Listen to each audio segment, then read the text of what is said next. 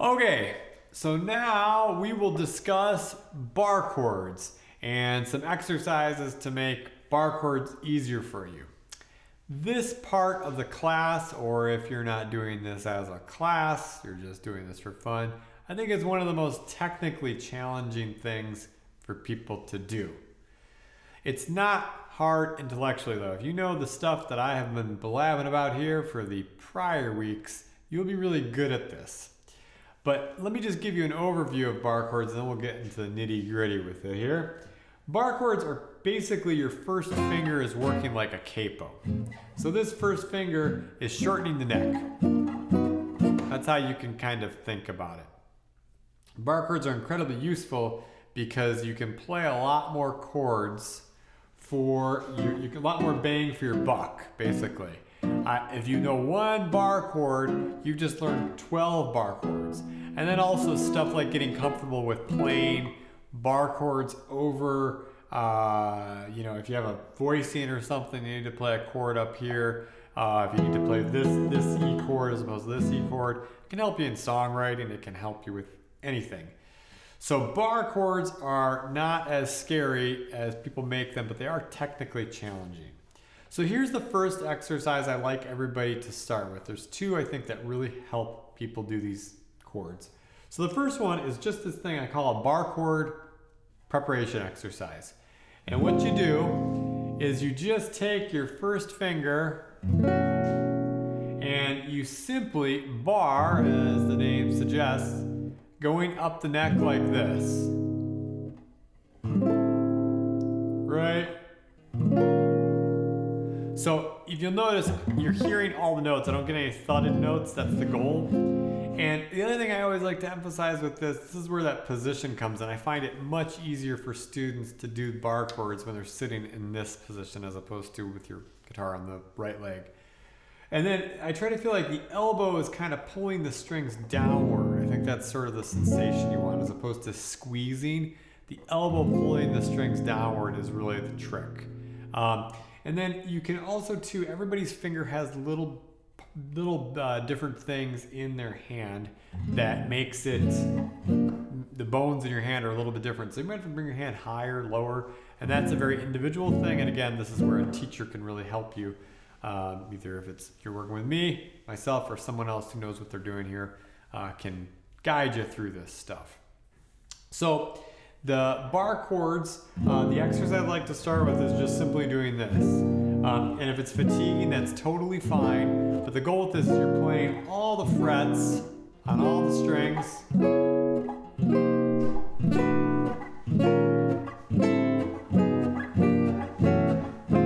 And I'm hearing notes from all the strings, right?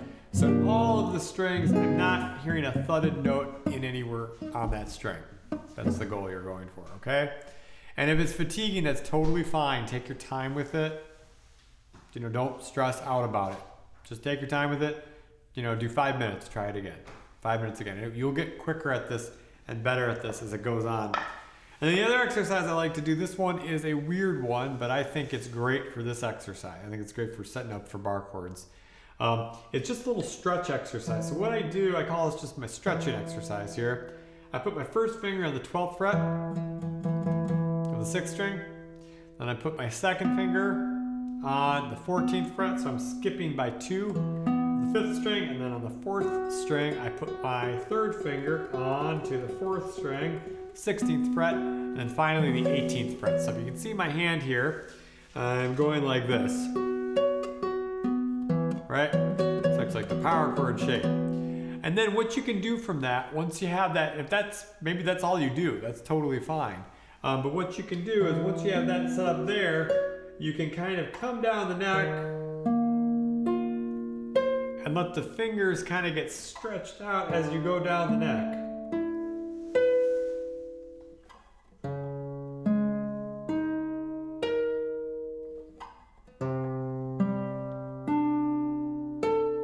Right?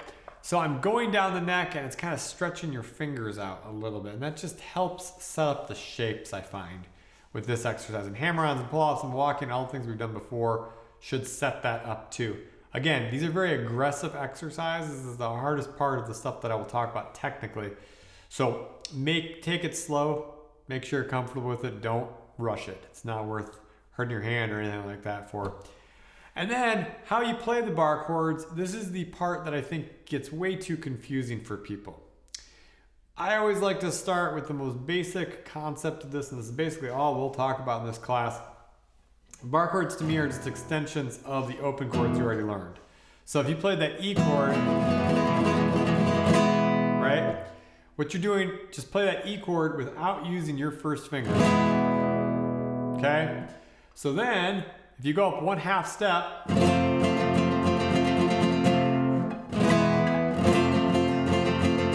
right? I'm just going up 1/2 step with that bar behind the nut. I'm basically making a capo, and then I'm playing the E chord again. Okay? So what that is now that becomes an F chord, because you know the names of the notes from power chords. So that 6th string, wherever that first finger is at on the 6th string, that's the kind of bar chord you have. So it's a G chord there, right? I'm just playing that E chord shape, right? And the same is true for the A major shape. But if you do the A major shape, same concept, you don't have to bar the 6th string. You don't need the 6th string in this. If you have the A major shape and you go up the neck like this, exactly the same concept. Wherever my first finger is at, that is the root of the chord. So that's a C chord right there. And I'm just playing that A chord shape that's based off the A string, so we're not basing that off the 6th string. Don't conflate the A chord root and the E chord root, because the E chord is based off the 6th string, the A chord is based off the 5th string. And then you can take those minor shapes from each of the respective chords. If I take an E chord and I go like this, I play a minor chord, I go up, that's an F minor chord. That's an F sharp minor chord. It's a G minor chord. That's an A minor chord, right? So these shapes are exactly the same thing. If you know the E7, E minor, and E major, A7, A minor, and A major, you can know you have, 3 sets of chords for each of the strings that you can play anywhere. And it makes it so it's a lot more efficient to learn music too. So the A chord is exactly the same. If you're playing an A chord just like this, or an A minor chord, you go up 1/2 step, it's a B flat minor chord, B minor chord, D minor chord, E minor chord, F minor chord, C minor chord, right? C major chord, B major chord, right? So when you're practicing going up and down with those chords, the concept is very simple. If it's technically fatiguing, that's normal. Keep practicing them. And you get a lot of bang for your buck for these, right? Instead of having to memorize all these shapes, you can kind of know just one shape and you can go up and down the neck with it and you'll be golden. So if you circle back to the power chords with the bar chords, if you circle back to the power chords with the blues progression rather, you can add these into blues progression. So that A chord, the A blues progression that we were doing, blues progressions will sound cool with 7th chords primarily. So if you go like this is my A7 chord, right? Playing that blues progression. And then I could go here to that A chord based off the A string, right? And then this is the D7 chord because it's based off the 5th string. Then you go to the E, D, A, to E.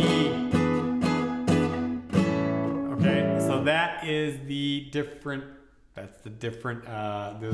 7th chords that you can use in a blues progression. That sounds more jazzy, maybe more just kind of cool.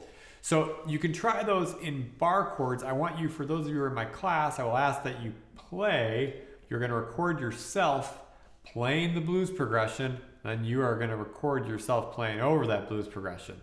So now you have the skills to make up your own song in the key of A, and you can play a blues progression using the pentatonic scale, the bar chords, and soloing with the pentatonic scale, and it will sound cool. So this, again, can take a little bit of time. If it takes a couple weeks, a few weeks, a month, that's fine. Just do your best with it. The main thing is to try to stay on top of this and keep yourself comfortable with each of these concepts. So the next class we're going to start talking about reading music. For week 8 in the syllabus, we actually just have a review of kind of all this stuff.